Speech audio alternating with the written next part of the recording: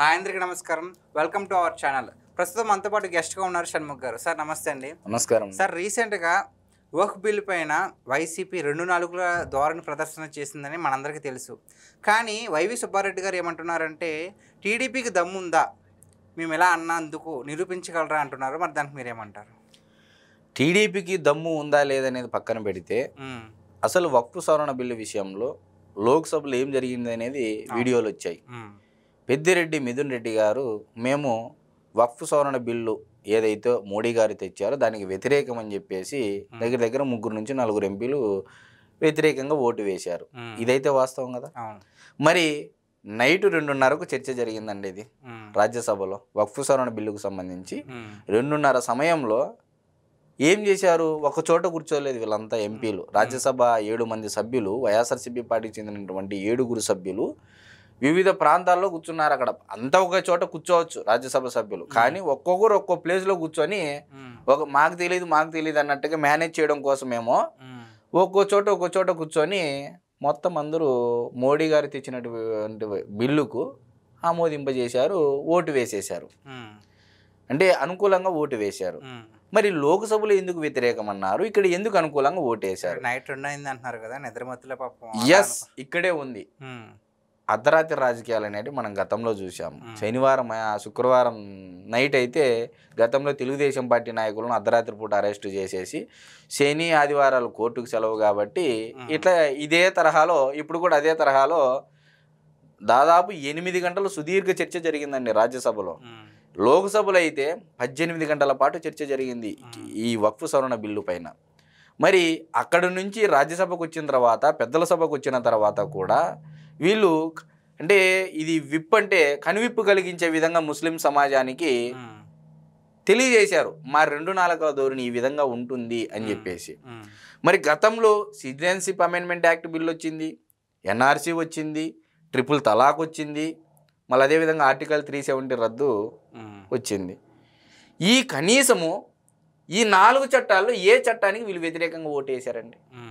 అప్పుడు మోడీ గారి ప్రభుత్వం ఈ చట్టాలు తెచ్చింది, ఇప్పుడు మోడీ గారి ప్రభుత్వమే చట్టాలు తెచ్చింది. మరి అప్పుడు ఎందుకు సరెండర్ అయినట్టు వీళ్ళు? ఇదంతా ఒక ఎత్తు అయితే వీళ్ళు ఏమంటున్నారు, ప్రధానంగా వీళ్ళు చేసేటువంటి ఆర్గ్యూ ఎక్కడంటే మేము విప్పు జారీ చేశాము, అయినా కూడా తెలుగుదేశం పార్టీ వాళ్ళు మా మీద ఒక అసత్య ప్రచారం చేస్తున్నారు అని చెప్పేసి అంటా ఉన్నారు. ఇది టీడీపీకి నిరూపించే దమ్ము ఉందా అంటున్నారు. మరి అర్ధరాత్రి 12 గంటలు దాటిన తర్వాత 2:30 సమయంలో ఓటింగ్ పెడితే మీరు 6 గంటలకు ఎందుకు విప్పు జారీ చేస్తారు? మార్నింగ్ ఎప్పుడు మీరు విప్పు జారీ చేయాలా?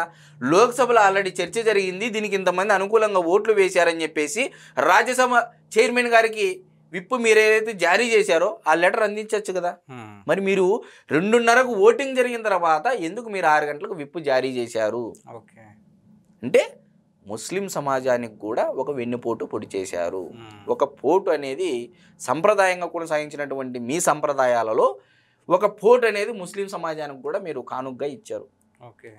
మరి ఇన్ని బిల్లులు ఉన్నాయి, ఏ బిల్లుకు మీరు మరి 7 మంది సభ్యులు ఉన్నారు, మరి ఎంతమంది వ్యతిరేకంగా ఓటు వేశారో ఒకసారి ఆధారాలు చూపించండి. సో మరి వైవి సుబ్బారెడ్డి గారు అంత ఛాలెంజింగ్ ఎలా చెప్తున్నారంటారు? మరి ఇప్పుడు వివేకానంద రెడ్డి గారి హత్య జరిగినప్పుడు ఏమీ ఆలోచన చేయకోకుండా చంద్రబాబు నాయుడు గారి చేతిలో కత్తి పెట్టి, ఆ కత్తికి రక్తం మరకలు పెట్టి దాదాపు ఒక ఫ్రంట్ యాడ్, మొత్తం అది యాడ్ అని కాదు, మొత్తం ఆ పేపర్ నిండా మొత్తం చంద్రబాబు నాయుడు గారు ఏ విధంగా చేశారు ఏందని చెప్పి రాశారు.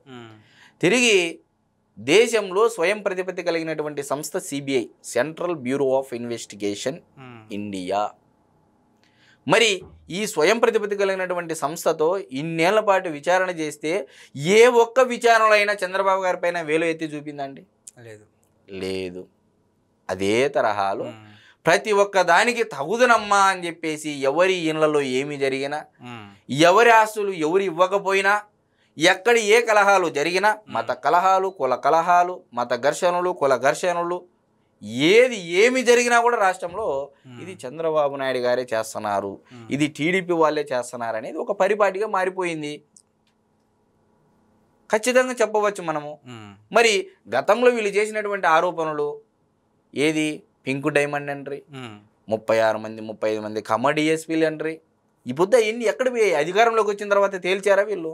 ప్రమోషన్లు ఇంతమందికి ఇచ్చారని చెప్పేసి అంటున్నారు. ఎక్కడైనా దాని గురించి మాట్లాడారా? ఆరోపణలు చేయడం అనేది అది ఒక సహజ నైజంగా ఒక వాళ్ళ యొక్క ఫండమెంటల్ రైట్గా భావిస్తున్నారు. అబద్ధాలు ప్రచారం చేయడం అనేది వాళ్ళ ఫండమెంటల్ రైట్గా అనేది భావిస్తూ ఉన్నారనేది మనం అయితే ఘంటాపథంగా చెప్పగలం. సో ఒక్క మాటలో వైవి సుబ్బారెడ్డి గారి గురించి చెప్పాలంటే మీరు ఏం చెప్తారు? ఏం చెప్తామండి? ఇంత నిస్సిగ్గుగా అబద్ధాలు చెప్తుంటే 2:30కు ఓటింగ్ జరిగితే 6 గంటలకు విప్పు జారీ చేస్తారు. అంటే ఎవరిని మోసం చేద్దామని? అంటే ముస్లిం సమాజాన్ని. మరి ఇదే ముస్లిం సమాజానికి సంబంధించినటువంటి వక్ఫ్ ఆస్తుల్లో సాక్షి ప్రధాన కేంద్ర కార్యాలయం అయితే ఉంది కదా హైదరాబాద్ బంజారా హిల్స్లో. మరి దాని పరిస్థితి ఏంటి? మరి ఈరోజు జగన్మోహన్ రెడ్డి గారు రుణపడి ఉండాలా ముస్లింలకి? ముస్లింలు జగన్మోహన్ రెడ్డి గారికి రుణపడి ఉండాలా? ముస్లింలకే జగన్మోహన్ రెడ్డి గారు రుణపడి ఉండాలి. మరి ఆ యొక్క విషయాన్ని, ఆ అంతర్గత విషయాన్ని తెలియజేసే విధంగా చేసినటువంటి తెలుగుదేశం పార్టీ ముస్లిం సమాజం నమ్మాలా లేదా? నమ్మాలి అని నేను చెప్తా ఉన్నా. మరి ఏం అన్యాయం చేసింది ఈరోజు ముస్లిం సమాజం? మీకు అన్నీ ఇచ్చింది. వక్ఫ్ ఆస్తుల్లో వాటా ఇచ్చింది, మీరు కబ్జా చేశారో దౌర్జన్యంగా కట్టారో అవి విచారణ తర్వాత తేలుతాయి. కానీ వక్ఫ్ ఆస్తుల్లో అయితే మీ సాక్షి ఉందనేది అయితే వాస్తవమేగా. మరి మీరు వారికి వెన్నుపోటు పొడిచినట్టే కదా. లోక్సభలో ఒక రకంగా, రాజ్యసభలో ఒక రకంగా. సో ఈ ఒక్క సంఘటనతో ముస్లింలందరికీ కనువిప్పు కలిగిందంటారా? నేను అదే అంటున్నా. వీళ్ళు విప్పు జారీ చేశామంటున్నారు, కానీ విప్పు కలిగింది. కను విప్పు కలిగింది ముస్లిం సమాజానికి అంటున్నా. Okay, thank you. నమస్తే.